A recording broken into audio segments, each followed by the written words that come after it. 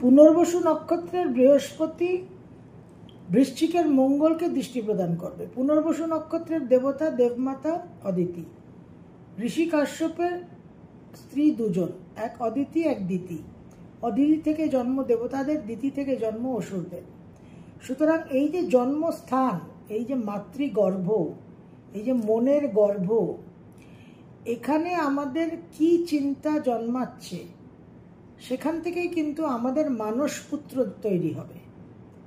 তো আমরা যদি নেগেটিভ থিঙ্কিংগুলোকে প্রশ্রয় দিই তাহলে কিন্তু এই নেগেটিভ থিঙ্কিংকে তুঙ্গস্থ বৃহস্পতি বিশাল এক্সপ্যান্ড করে দেবে, বিস্তার করবে, প্রসার করবে।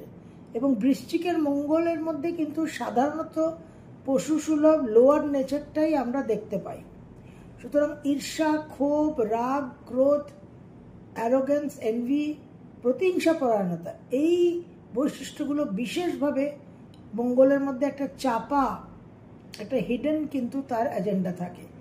এই জায়গাকে আমাদের সংশোধন করতে হবে, কারণ এই বিষয়গুলোকে, এই চারিত্রিক বৈশিষ্ট্যগুলোকে যদি আমরা প্রশ্রয় দিই, মঙ্গল বৃশ্চিকে অবশ্যই জাগ্রত থাকবে। তাহলে কিন্তু বৃহস্পতির এক্সপেন্সিভ নেচার, বৃহস্পতির যে বিস্তার প্রসারের যে দিকটা, সেটা কিন্তু আমাদের জীবনে নেতিবাচক বিষয়গুলোকেই কিন্তু বিস্তারিত করবে এবং প্রসারিত করবে। এনভি এমন একটা বিষয় যেটা অত্যন্ত নেগেটিভ, নেতিবাচক, এবং লক্ষ্মীর আবাহন যেটা আমরা করে থাকি সেটাকে পুরোপুরি কিন্তু একদম নষ্ট করে দেয়, ব্যর্থ করে দেয়। কারণ যখনই আমরা একজনকে এনভি করছি, যখনই আমরা একজনকে ঈর্ষা করছি, তখনই তার যে সম্পদ, তার যে সাফল্য, তার যে কৃতিত্ব, সেটাকে কিন্তু আমরা নেগেটিভ একটা দৃষ্টি দিয়ে দেখছি। তার প্রতি কিন্তু আমরা শুভ চিন্তা করছি না। সুতরাং অটোমেটিক আমরা লক্ষ্মীকে কিন্তু দূরে ঠেলে দিলাম, লক্ষ্মীকে আমরা প্রত্যাখ্যান করলাম। সুতরাং লক্ষ্মীর আবাহন যেটা আমরা করছি সেটা কিন্তু পুরোপুরি নষ্ট হয়ে যাবে যদি আমরা অন্য মানুষকে এনভি করি।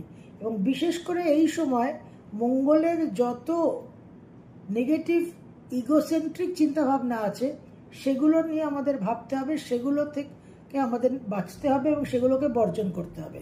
কারণ যা কিছু মঙ্গলের কারণে তৈরি হবে, জেনারেটেড হবে, উৎপন্ন হবে, সেটা কিন্তু বৃহস্পতি তার পঞ্চম দৃষ্টি দিয়ে বিশালভাবে কিন্তু বিস্তারিত করবে, বৃদ্ধি করবে। সুতরাং এই জায়গায় আমাদের মেন একটা ফোকাস রাখতে হবে এবং পজিটিভ থিঙ্কিং কিন্তু করতে হবে।